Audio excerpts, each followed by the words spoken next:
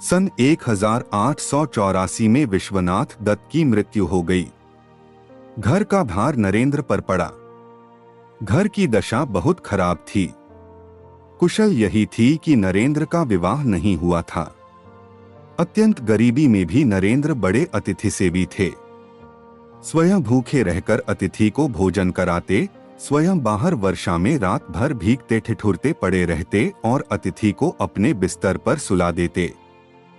रामकृष्ण परमहंस की प्रशंसा सुनकर नरेंद्र उनके पास पहले तो तर्क करने के विचार से ही गए थे, किंतु परमहंस जी ने देखते ही पहचान लिया कि ये तो वही शिष्य है जिसका उन्हें कई दिनों से इंतजार है।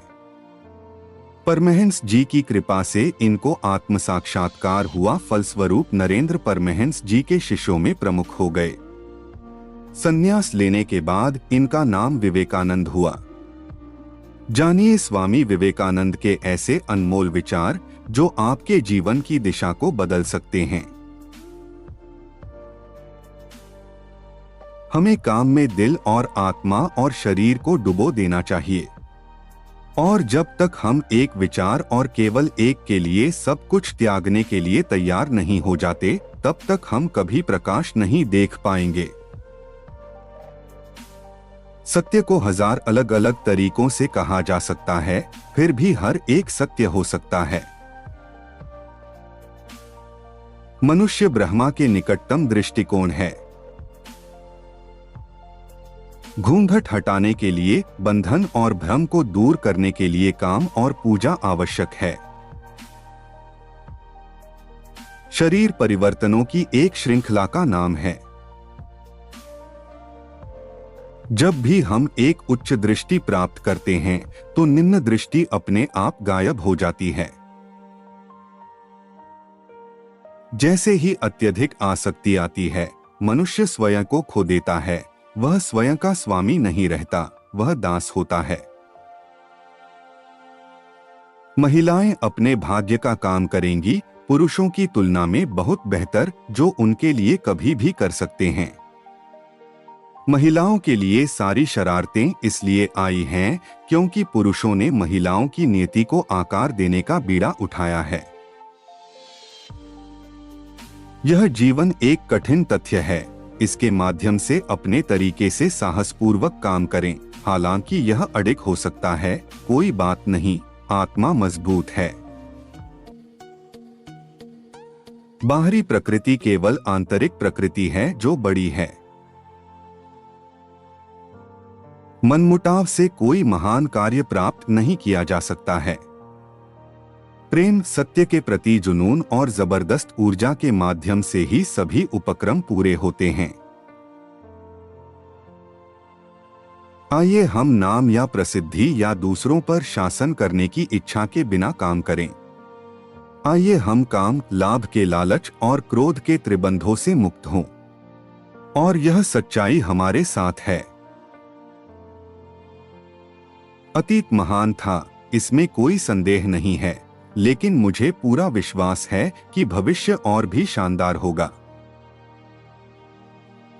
भगवान उन पर बहुत दयालु हैं जिन्हें वह आध्यात्मिक प्राप्ति के लिए संघर्ष करते हुए दिल और आत्मा को देखता है।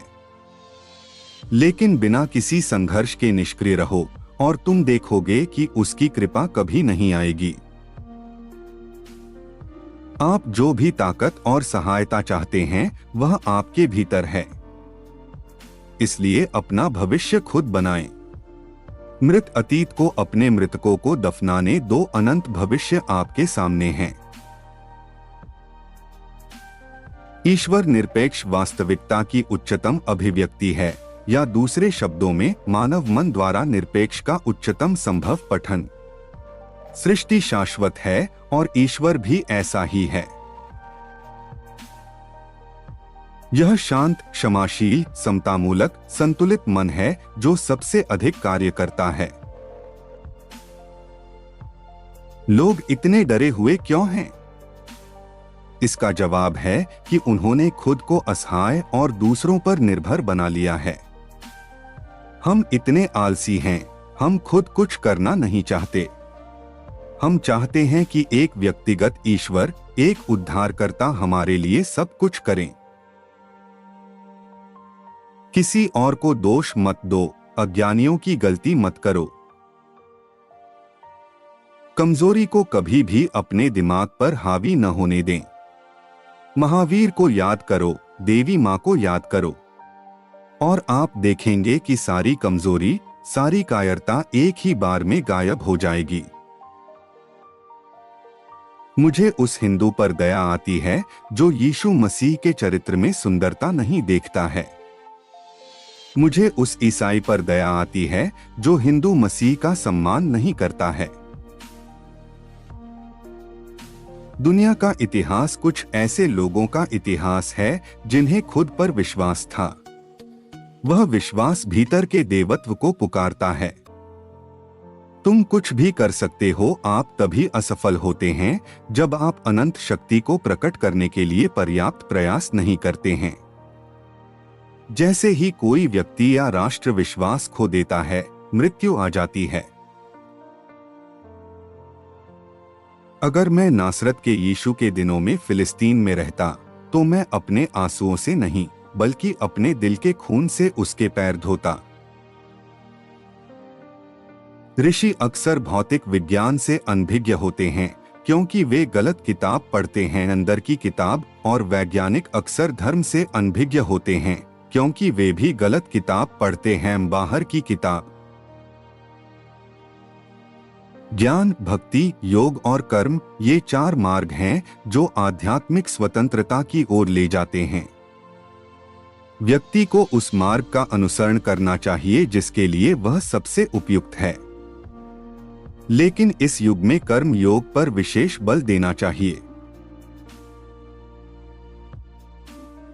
इस तरह के और नए वीडियो सबसे पहले देखने के लिए चैनल को सब्सक्राइब करना न भूलें।